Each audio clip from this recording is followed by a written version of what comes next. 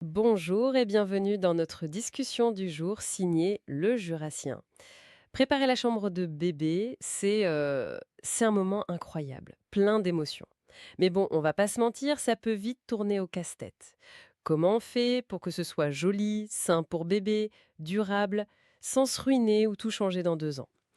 Pour nous aider à y voir plus clair et avec le sourire, j'accueille un expert passionné de la boutique Le Jurassien. Bonjour. Bonjour. Ah oui, ravi d'être là pour parler de ça. C'est un sujet clé, parce que cette chambre, c'est le premier petit monde de l'enfant, son cocon, Tout à fait. le premier univers.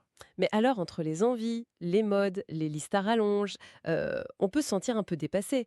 On commence par quoi, concrètement? Le lit, la déco, Ah, la fameuse question. Et ma réponse, elle surprend souvent. On commence par l'invisible. l'invisible, c'est-à-dire? Bah oui, avant le joli mobile ou la couleur parfaite, la priorité absolue, c'est la qualité de l'air. Il faut imaginer une petite bulle saine autour de bébé. Notre premier travail, c'est de garantir que l'air dedans soit le plus pur possible. Intéressant. Vous pensez aux peintures, j'imagine, hein. On a souvent le réflexe coup de blanc rapide. Exactement. Et c'est là qu'il faut être un peu vigilant. Beaucoup de peintures classiques, elles relâchent des COV, des composés organiques volatiles. Ah oui, les COV. Voilà, c'est pas top pour l'air intérieur, surtout pour un tout petit. Donc pour la chambre, on cherche une peinture A+, idéalement marquée sans COV ou même biosourcée. Côté couleur, des teintes douces, naturelles, mat ou poudrées, c'est parfait. Et surtout, on n'oublie pas d'aérer. Tous les jours, fenêtre grande ouverte. D'accord. Base saine, air pur. Et pour les meubles alors? Même logique? Exactement la même logique. On essaye d'éviter les meubles en panneaux de particules. Ils contiennent souvent des colles qui peuvent émettre du formaldéhyde. Mhm. Le mieux vraiment c'est le bois massif, brut ou juste huilé. Le chêne, le hêtre, c'est non seulement plus sain, mais c'est aussi beaucoup plus costaud, ça dure et ça se répare. D'ailleurs, chez le Jurassien, c'est un point important pour nous. On sélectionne du mobilier fabriqué en Europe avec du bois certifié FSC ou PEFC. Ça garantit une gestion durable des forêts. C'est bon pour bébé et pour la planète. Donc, environnement sain, c'est la priorité. Bon, une fois qu'on a cette base solide, comment on choisit les meubles sans tomber dans le piège du spécial bébé qui ne sert que quelques mois? Il y a tellement de choses. Ben, la clé, c'est un peu acheter moins, mais mieux. Et surtout, penser sur le long terme. Moins mais mieux.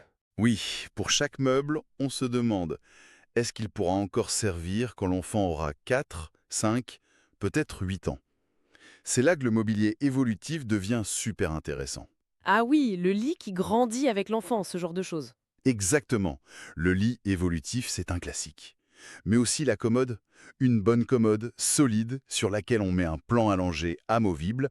Quand on n'a plus besoin du plan allongé, hop, on l'enlève et on a un vrai meuble de rangement qui va durer des années. C'est un bon calcul. Et puis, il y a la seconde main aussi.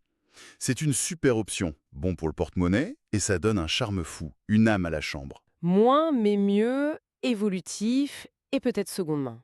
C'est noté. Base saine, check. Mobilier malin, check. On arrive à la partie fun, l'ambiance. Comment on crée ce fameux cocon apaisant, personnel, sans tomber dans les thèmes trop clichés? Je dirais en se mettant à la place du bébé. De quoi a-t-il besoin? Surtout de calme, de sérénité. Donc, on va privilégier une palette de couleurs douces, enveloppantes. Plutôt des couleurs nature? Oui, voilà. Inspiré de la nature. Des blancs cassés, des beiges un peu rosés, du vert sauge, un terracotta très léger.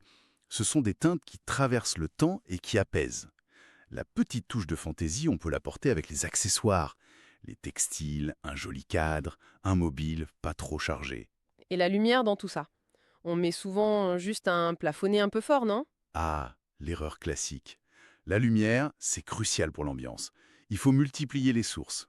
Une suspension, oui, mais avec un variateur si possible.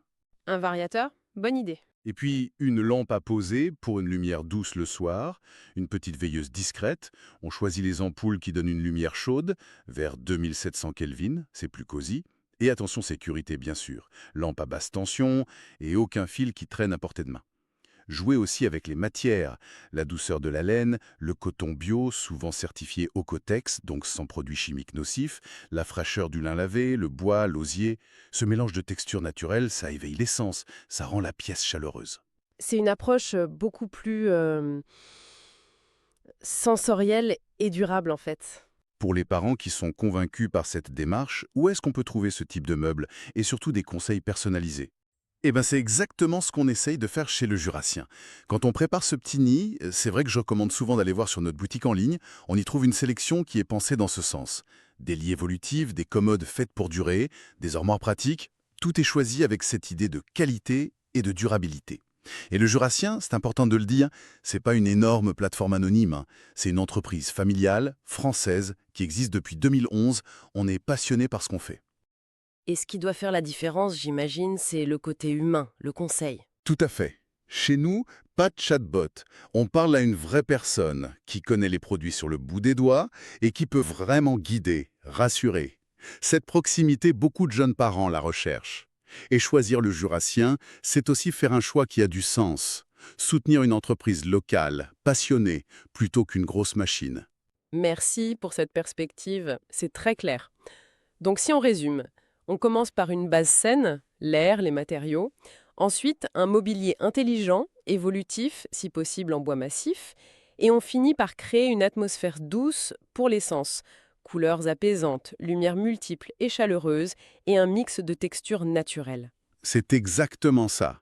Et si je peux ajouter un tout dernier conseil, lâchez un peu prise sur l'idée de la chambre parfaite des magazines. Ah, Oui, la plus belle chambre, c'est celle qui vit. Celle avec le petit désordre du quotidien, le doudou un peu usé qui traîne, un dessin accroché au mur. La vraie durabilité, finalement, c'est de créer un lieu rempli d'amour, un endroit où l'enfant se sent juste bien. Qu'est-ce qu'il y a de plus durable qu'un environnement aimant? c'est une magnifique conclusion. Merci beaucoup pour tous ces conseils précieux et cette approche si humaine. Et pour tous ceux qui nous écoutent, quel est le petit truc qui donne une âme à la chambre de votre bébé? N'hésitez pas à partager vos idées. On se retrouve la semaine prochaine pour une nouvelle discussion. Montessori dans la chambre bébé, mythe ou réalité? D'ici là, prenez soin de vous.